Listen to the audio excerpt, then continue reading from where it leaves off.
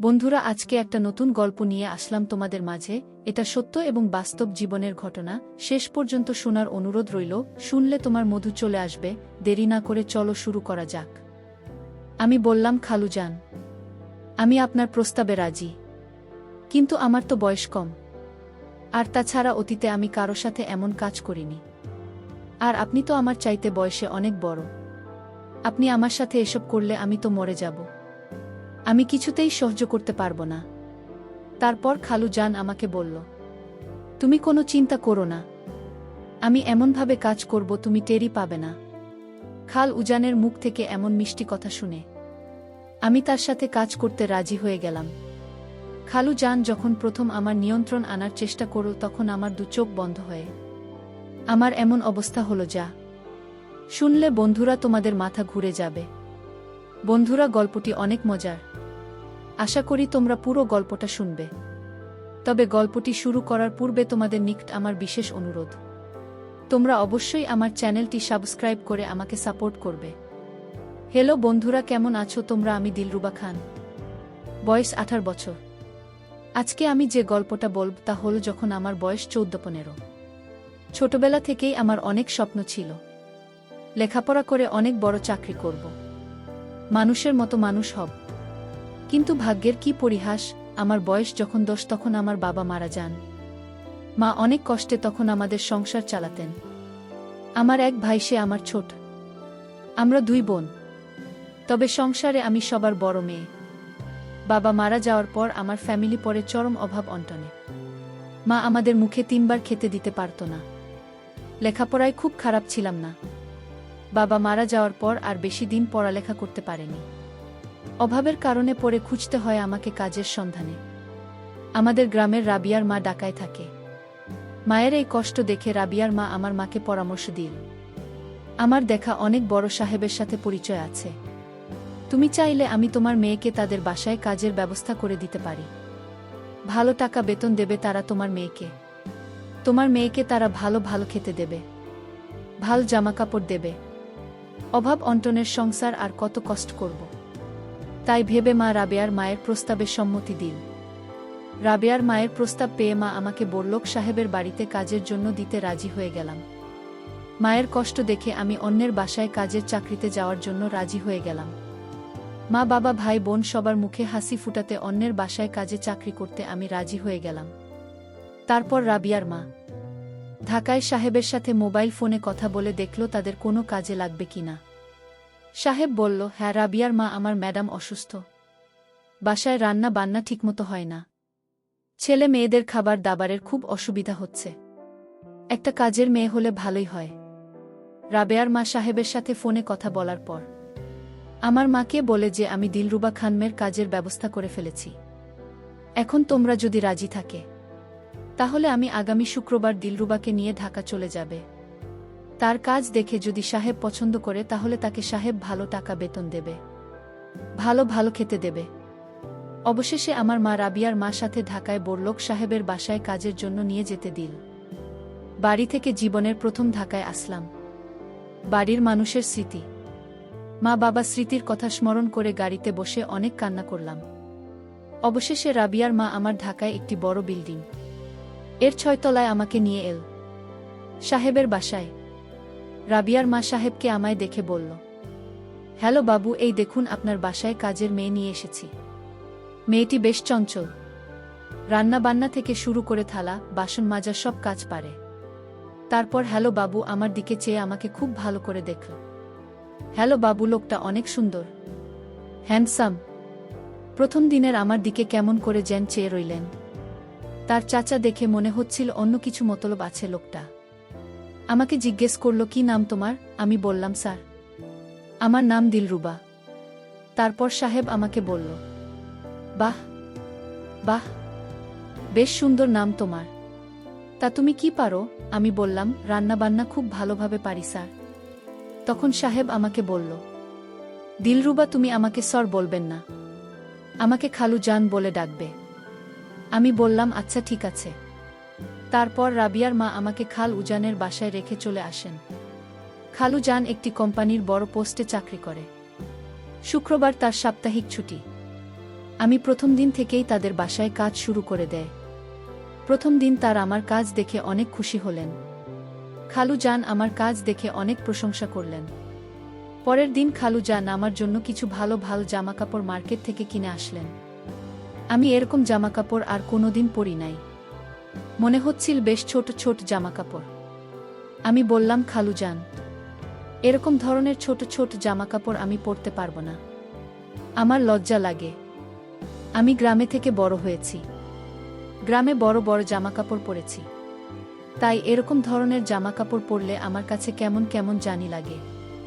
খালু জান বলল, আরে মা, একটু স্মার্ট হওয়ার চেষ্টা করো। তুমি আমার বাসায় থাকো। আমার বাসার কাজের মেয়েরাও আমার মেয়ের মতোই, তাই তোমাকে আরও স্মার্ট এবং সুন্দর হয়ে থাকতে হবে। সবসময় পরিষ্কার পরিচ্ছন্ন হয়ে থাকতে হবে। আমি পরিষ্কার পরিচ্ছন্ন এবং স্মার্টনেসকে পছন্দ করি। আর শোনো দিলরুবা, আমার বাসায় প্রতিদিন ভালো ভালো গেস্ট আসে, উচ্চমানের গেস্ট। তাদের সামনে তুমি সবসময় সাজগোজ করে থাকবে, কারণ তোমাকে তো আমরা কাজের মেয়ে মনে করি নাই, তোমাকে আমরা নিজের মেয়ের মতোই মনে করি। ঠিক আছে মা। আমি বললাম, আচ্ছা খালু জান। তারপর খালু জান আমাকে বলল, যাও দিলরুবা, মা, তুমি জামাকাপড়গুলো পরে আসো, আমি তোমাকে দেখব। তোমাকে কেমন লাগে এই জামা কাপড়গুলো আমার অনেক পছন্দের কিনা। তারপর আমি খালু জানের কথা রক্ষা করতে আমি এই ছোট ছোট জামা কাপড়গুলো পরে নিলাম, এবং আমার কাছে খুব ভালো লেগেছিল, কারণ এরকম ধরনের দামি আর নতুন জামা কাপড় আমি কখনো কিনাই। জামা কাপড়গুলো পরে যখন খালু জানের সামনে আসলাম, তখন খালু জান আমার দিকে এমনভাবে তাকাল, মনে হল যেন খাল উজানের চোখে আমি এক স্বপ্ন, সত্যি স্বপ্নের অপ্সরা।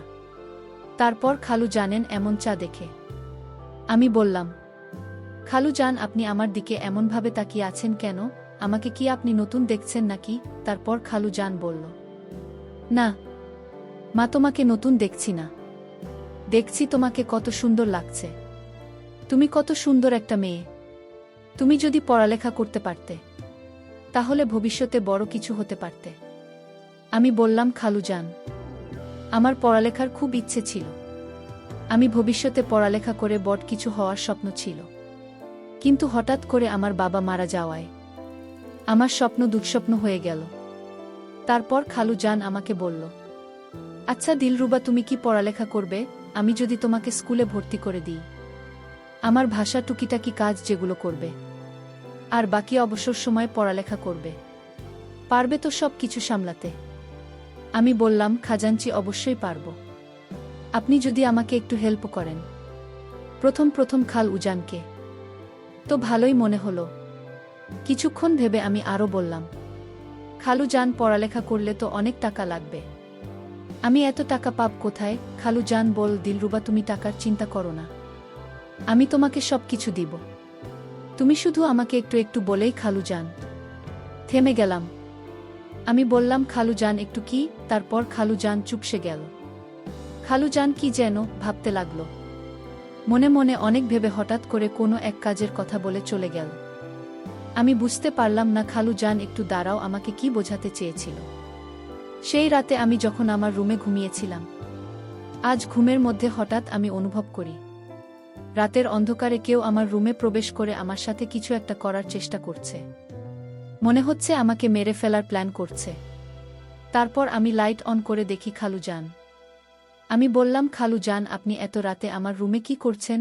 খালু জান বল, না কিসের যেন একটা শব্দ পেলাম, তাই আমি ভাবলাম আমাদের বাসায় নাকি চোর ঢুকেছে। চোর মনে করে আমি তোমার এখানে আসলাম, কিন্তু এখানে এসে দেখি কিছু নেই। আচ্ছা ঠিক আছে, আমি চলে যাই, তুমি ঘুমাও। পরের দিন খালু জান আবার আমার জন্য একটি স্বর্ণের আংটি এনে আমাকে বলল, দিলরুবা, চোখ বন্ধ করো, তোমার জন্য একটা পুরস্কার আছে। আমি বললাম, খালু জান, কি এমন জিনিস এনেছেন আমার জন্য? তাও আবার আমার চোখ বন্ধ করতে হবে? আমার চোখ খুলে দেখি চকচকা স্বর্ণের একটি চেঞ্জ। আমি স্বর্ণের চেইনটি দেখে অনেক আনন্দে নাচতে শুরু করলাম, আর খালু জান আমার নাচার দৃশ্য খুব ভালোভাবে দেখতে লাগলেন। দেখতে দেখতে এভাবে কেটে গেল একটি মাস। তারপর খালু জান আমাকে একটি স্কুলে ভর্তি করে দিল। আমি যদিও ক্লাস করতে পারতাম না, কারণ ক্লাস করলে বাসায় কাজ করবে কে, খালু জান বলল। পরীক্ষার সময় পরীক্ষা দেবে, আর বাসায় মনোযোগ দিয়ে পড়াশোনা করবে। এইভাবে চলতে লাগল আমার জীবন। হঠাৎ রাত 1-2টার সময় খালু জান আমাকে তার রুমে ডেকে নিয়ে বলল, দিলরুবা, তোমার সাথে আমার কিছু কথা ছিল, খুবই গুরুত্বপূর্ণ কথা। এখন কথাটা যে কিভাবে আমি বলবো তা আমি বুঝতে পারছি না। জানি না এই কথাটা বলার পর তুমি আমাকে কেমন ভাবে।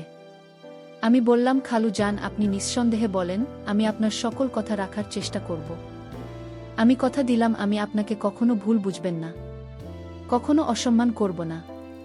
আপনার কথা শতভাগ রাখার চেষ্টা করব, কারণ আপনি আমার জন্য অনেক কিছু করেছেন। যেখানে আমি দুমুঠো খেতে পেতাম না, ভালো কাপড় চোপড় পেতাম না, সেখানে আপনার জন্য আজকে আমার এই রাজকীয় অবস্থান। আর তাছাড়াও আপনি আমাকে আপনার মেয়ের মতোই ভালোবাসেন। আপনার প্রতি আমি কৃতজ্ঞ।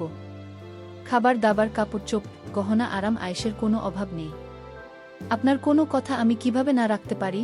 তারপর খালু জান আমাকে বলল, দেখো দিলরুবা, তোমার খালা আজ 10 বছর ধরে এভাবে অসুস্থ হয়ে পড়ে আছে। না পারি তার সাথে 2টা মনের কথা বলতে, না পারি তার সাথে মনের খোরাক মেটাতে। খুব অসহ্য যন্ত্রণার মধ্যে আমার জীবন অতিবাহিত হচ্ছে। ছেলে মেয়ে সবাই পড়ালেখা করছে, কিন্তু কেউই আমার মনের অবস্থা বুঝে না। আর যে বুঝবে সে তো অসুস্থ হয়ে পঙ্গু হয়ে পড়ে আছে। 10 বছর আগে একটি রোড অ্যাক্সিডেন্টে তার পা 2টা ভেঙে যায় এবং সে কথা বলার বাকশক্তি হারিয়ে ফেলে। তার সাথে তো আমার কোনো কিছু হয় না। মাথাটা সবসময় জ্যাম হয়ে থাকে, মাথার মধ্যে সব সময় চিন চিন ব্যথা অনুভব করি।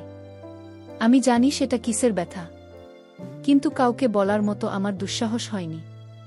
তোমাকে যে কিভাবে কথা বলতে আমার যদিও আনিজি ফিল করছি, তারপরেও আমি না বলে পারছি না। তোমার রূপ, তোমার সৌন্দর্য, তোমার মুখ, তোমার মায়ে, সত্যি আমি হারিয়ে গেছি। আমি তোমাকে চাই দিলরুবা, তোমাকে আপন করে পেতে চাই। আমি জানি না কখন কিভাবে তোমার মধ্যে হারিয়ে গেছি। দিলরুবা, আমি তোমার কাছ থেকে সেই জিনিসটা চাই যা পেলে আমি একটু একটু করে মানসিক যন্ত্রণা থেকে মুক্ত হতে পারব। তোমার কাছ থেকে একটু ভিন্ন কিছু চাই, একটু ভিন্ন কিছু চাই। তুমি যদি আমাকে একটু দয়া করো, বিনিময়ের জন্য তুমি আমার কাছে যা চাও আমি তাই দিব। সাহেবের মুখ থেকে এমন কথা শুনে আমি হতবাক হয়ে গেলাম আর বললাম, খালু জান, আপনি যা চেয়েছেন তা কিভাবে সম্ভব? আমি তো আপনার তুলনায় অনেক ছোট একটা মেয়ে, আপনার মেয়ের মতোই। তারপরেও আপনার যদি ইচ্ছা হয় তাহলে আমার কোনো আপত্তি নেই, কারণ আমি আপনার কাছে কৃতজ্ঞ। আমার কথা শুনে খালু জান আমাকে বলল, মেয়ের মতো? কিন্তু মেয়ে তো নয়। আর তোমার সাথে আমার এইসব যায়, শুধুমাত্র বয়সের একটু ব্যবধান। প্লিজ দিলরুবা, আমাকে আমার মানসিক যন্ত্রণা থেকে একটু মুক্তি দাও। তারপর আমি মনে মনে ভাবতে লাগলাম, আমার এই রাজকীয় জীবন, আরাম আয়েশ, কাপড় চোপড়, থাকা খাওয়া, গহনা, রাজকীয় চলাফেরা, সব কিছুতেই এখন আমি খুব শান্তিতে আছি। কারণ অভাব কি জিনিসটা আমি হারে হারে টের পেয়ে এসেছি বাবার মৃত্যুর পর। তাই মনে মনে ভাবতে লাগলাম, যদি খাল উজানের প্রস্তাবে আমি রাজি না হই, তাহলে তো আমার সবকিছু বন্ধ হয়ে যাবে। আবার আমাকে কষ্ট করতে হবে, না খেয়ে থাকতে হবে। তার চেয়ে বরং আমি রাজি হয়ে যাই। এসব কিছু ভেবেই আমি খালু জান এর সাথে তার মানসিক যন্ত্রণা নিবারণের জন্য কাজ করতে রাজি হয়ে গেলাম। আমি বললাম, খালু জান, আমি আপনার প্রস্তাবে রাজি, কিন্তু আমার তো বয়স কম। আর তাছাড়া অতীতে আমি কারো সাথে এমন কাজ করিনি। আর আপনি তো আমার চাইতে বয়সে অনেক বড়। আপনার আমার সাথে এসব করলে আমি তো মরে যাব। আমি কিছুতেই সহ্য করতে পারবো না। তারপর খালু জান আমাকে বলল, তুমি কোনো চিন্তা করো না, আমি এমনভাবে কাজ করব তুমি টের পাবে না।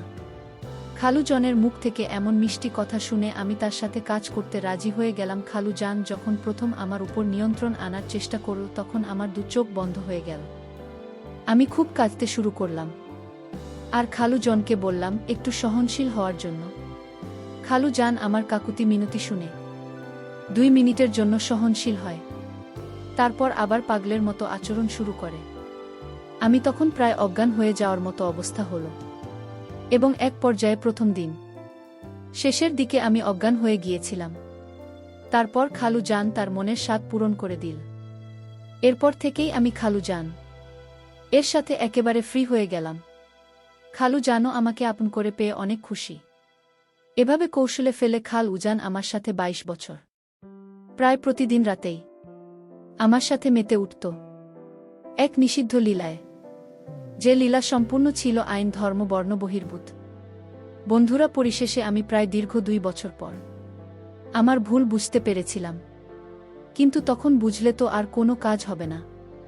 আমার জীবনে আমি যা হারাবার তা হারিয়ে ফেলেছিলাম। আমি তাকে অনেক বিশ্বাস করেছিলাম, আর সে বিশ্বাসের ফলেই সে আমাকে এক প্রকার ইমোশনাল ব্ল্যাকমেইল করে।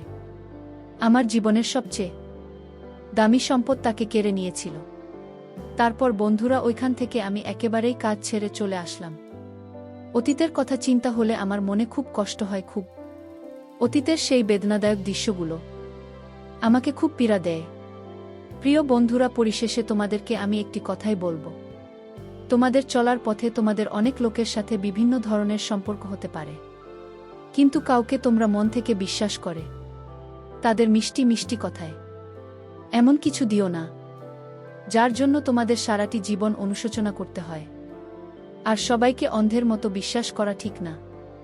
আর যদিও তোমরা বিশ্বাস করে থাকো, তাহলে তোমাদেরকে সারা জীবনের মাসুল দিতে হবে। বন্ধুরা, আজকে এই পর্যন্তই। আবারও আসব তোমাদের মধ্যে নতুন কোনো ভিডিও নিয়ে। ভিডিওটি যদি তোমাদের ভালো লাগে তাহলে একটি লাইক দাও। প্রতিদিন আমি তোমাদেরকে একটা করে নতুন গল্প উপহার দিব, তাই তোমাদেরকে অনুরোধ করে বলছি, তোমরা যদি এরকম ধরনের ইন্টারেস্টিং গল্প পেতে চাও তাহলে দয়া করে আমার চ্যানেলটি সাবস্ক্রাইব করো। পরিশেষে তোমাদের সকলের সুস্বাস্থ্য কামনা করি। ভিডিওটি দেখার জন্য তোমাদের সকলকে অসংখ্য ধন্যবাদ।